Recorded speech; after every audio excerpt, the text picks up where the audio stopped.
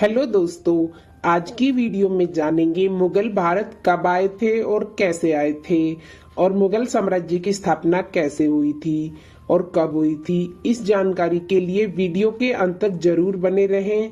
दोस्तों, ऐसी ही ऐतिहासिक वीडियोस देखने के लिए हमारे चैनल को सब्सक्राइब करना ना भूलें।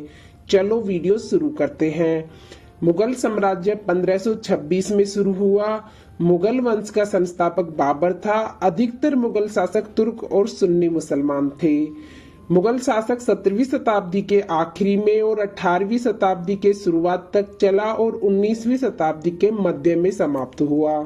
बाबर की शुरुआत कैसे हुई थी और बाबर के जीवन के बारे में थोड़ा जान लेते हैं। बाबर पर अपने परिवार की जिम्मेदारी बहुत कम उम्र में आ गई थी। अपने पैतृक स्थान फरगना को वे जीत गए थे, लेकिन ज्यादा दिन तक वहां राज नहीं कर पाए।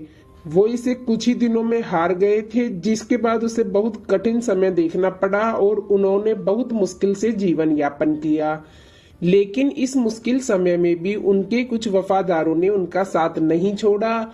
कुछ सालों बाद जब उसके दुश्मन एक दूसरे से दुश्मनी निभा रहे थे, तब इस बात का फायदा बाबर ने उठाया और वे 1502 में अफगानिस्तान के काबुल को जीत लिए, जिसके साथ ही उन्होंने अपने पैतृक स्थान फरगना व समरकंद को भी जीत लिया। बाबर के 11 बेगम थी, जिनसे उनको 20 बच्चे हुए थे। बाबर का पहला बेटा हुमायूं था, जिसे उसने अपना उत्तराधिकारी बनाया था। चलो दोस्तों, जान लेते हैं बाबर भारत कब आया था और कैसे आया था।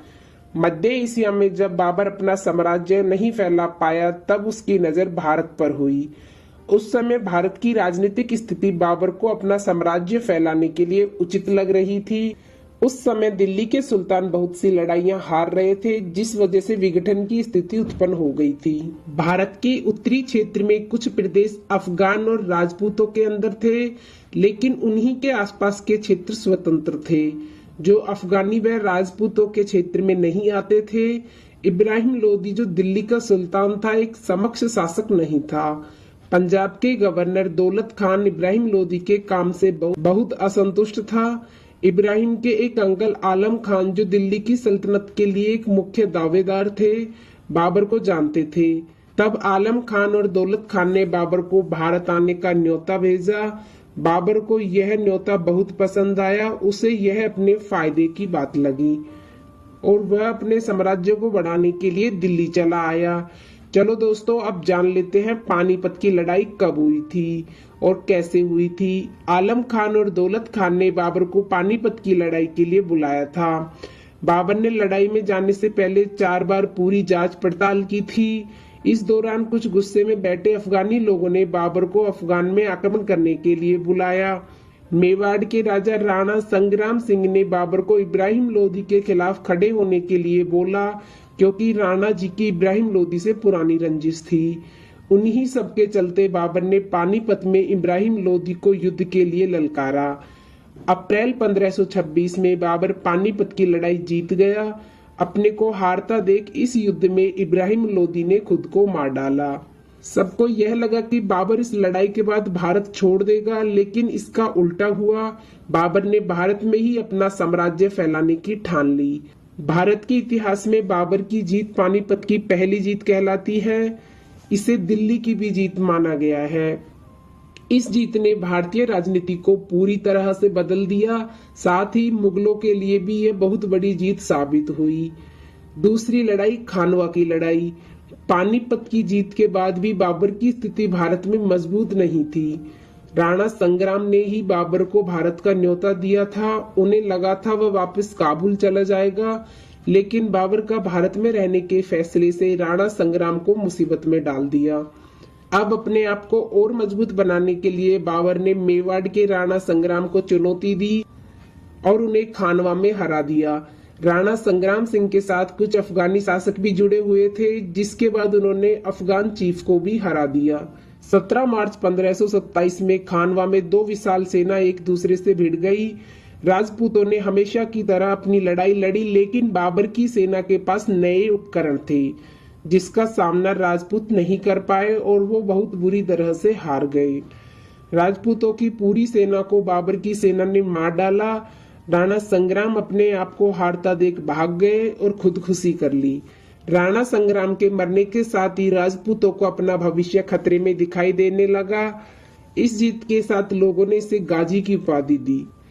तीसरी लड़ाई खागरागढ़ राजपूतों को हराने के बाद भी बाबर को अफगान शासक जो बिहार व बंगाल में राज्य कर रहे थे उनके विरोध का सामना करना पड़ा। मई 1529 में बाबर ने घाघरा में सभी अफगानी शासकों को हरा दिया। बाबर अब तक एक मजबूत शासक बन गया था जिसे कोई भी हरा नहीं सकता। इसके बाद एक विशाल सेना तैयार हो गई। कोई भी राजा बाबर को चुनौती देने से डरता था। ऐसे में बाबर ने भारत में तेजी से शासन फैलाया। वह देश के कई कोनों में गया और वहां उसने बहुत लूटमार मचाई। बाबर बहुत धार्मिक प्रवृत्ति का नहीं था। उसने भारत में कभी भी किसी हिंदू पर इस्लाम अपनाने के लिए दबाव नहीं डाला। आगरा उत्तर प्रदेश में उसने अपनी जीत की खुशी में एक सुंदर सा गार्डन बनवाया। वहां उसने कुछ भी धार्मिकता को दर्शाने वाली वस्तु नहीं लगाई। इसे आराम बाग नाम से जाना जाता है। चलो दोस्तों, जान लेते हैं बाबर की मृत्यु कैसे हुई थी। मरने से पहले बाबर पंजाब, दिल्ली, बिहार जीत चुका था। मरने से पहले उसने खुद की किताब भी लिखी थी जिसमें उसके बारे में हर छोटी छोटी बात बताई गई है। बाबर का बेटा हुमायूं था। कहते हैं जब वो 22 वर्ष का था तब एक भयानक बीमारी ने उसे घेर लिया। बड़े से बड़े वैद्य हकीम उसकी बीमारी ठीक नहीं कर पा रहे थे। सबका कहना था अल्लाह ही कुछ कर सकते हैं। बाबर हुमायूं को बहुत चाहते थे। वे अपने उत्तराधिकारी को ऐसे मरते नहीं देख पा रहे थे। तब उन्होंने एक दिन हुमायूं के पास जाकर अल्लाह से प्रार्थना की कि वह चाहे तो उसकी जान ले ले लेकिन हुमायूं को ठीक कर दे।